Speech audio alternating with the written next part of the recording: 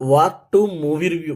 Cinema చూసాక నాకెలా అనిపించిందో మాత్రమే వీడియోలో చెప్తాను. ఏ హీరోని కానీ వాళ్ళ ఫ్యాన్స్ని కానీ అడ్ చేయడానికైతే కాదు. జూనియర్ ఎన్టీఆర్ గారు ఈవెంట్లో కాలర్ ఎగరేసినప్పుడే అనుకున్నా ఈ సినిమాలో ఏదో ఒకటి ఉంటుందని. లేకపోతే ఎన్టీఆర్ గారు అంత కాన్ఫిడెంట్గా ఎందుకు మాట్లాడతారు అని. సినిమా చూసాక అర్థమైంది. సినిమాలో ఉంది Thums Up, Mountain Dew ads అని. వీటి కోసమా జూనియర్ ఎన్టీఆర్ గారు కాలర్ ఎగరేసింది? నాకైతే అస్సలు నచ్చలేదు మూవీ. అసలు తారకన్న ఈ సినిమాకి ఎలా ఓకే చెప్పాడో తెలియదు కానీ బ్యాడ్ చాయిస్ అని నా ఫీలింగ్. అసలు తారకన్న క్యారెక్టర్ని ఎంత చండాలంగా డిజైన్ చేశారంటే ఒక క్లారిటీ ఉండదు. ఎటు కంఫర్ట్గా ఉంటే అటు క్యారెక్టర్ని తిప్పేస్తుంటారు.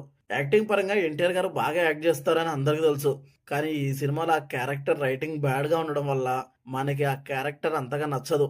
ప్రీ రిలీజ్ ఈవెంట్లో నాగవంశీ గారు ఎన్టీఆర్ గారిని బాలీవుడ్ డైరెక్టర్ చూపించినట్టు మన తెలుగు డైరెక్టర్ చూపించలేదని చెప్పారు.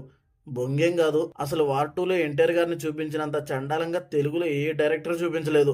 అసలు ఇది స్పై ఫిల్మ్ ఎలా అవుద్ది? ఇండియాకి వచ్చిన ప్రాబ్లంని పక్కన పెట్టి వీళ్ళ పర్సనల్ గొడవలు ఏంటండి బాబు.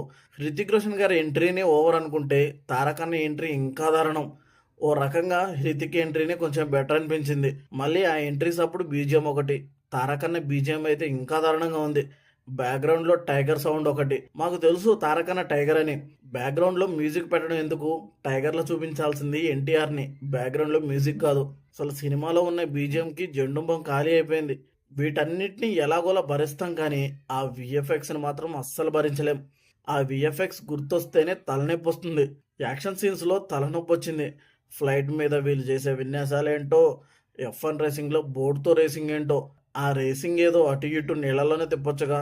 ఎన్ని దారుణాలు చూపించి క్లైమాక్స్లో అంతా యాక్షనేనా, ఏదో ఒకటి తక్కువైందని ఎమోషన్ రుద్దారు. నాకు అది కూడా వర్కౌట్ అవ్వలేదు. నాకు అసలు ఈ సినిమా మీద ఇంట్రెస్టే లేదు. ఓన్లీ తారకన్న కోసమే సినిమాకి వెళ్ళా. కానీ తారకన్నని అలా చూపించేసరికి చాలా డిసప్పాయింట్ అయ్యా. రితిక్ రోషన్ స్క్రీన్ ప్రెజెన్స్ కానీ లుక్స్ కానీ బాగున్నాయి. యాక్టింగ్ అయితే అంతేం లేదు. ఇక కియారా ఓకే ఓకే, బిగిని షాట్ మాత్రం అదిరిపోయింది.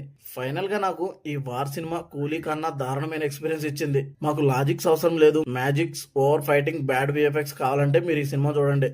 చూసి మీకు ఎలా అనిపించిందో, మీ ఎక్స్పీరియన్స్ ఏంటో కామెంట్ చేయండి. ఈ రివ్యూ నచ్చితే లైక్ చేయండి. మళ్ళీ నెక్స్ట్ వీడియోతో కలుద్దాం. Thank you for watching.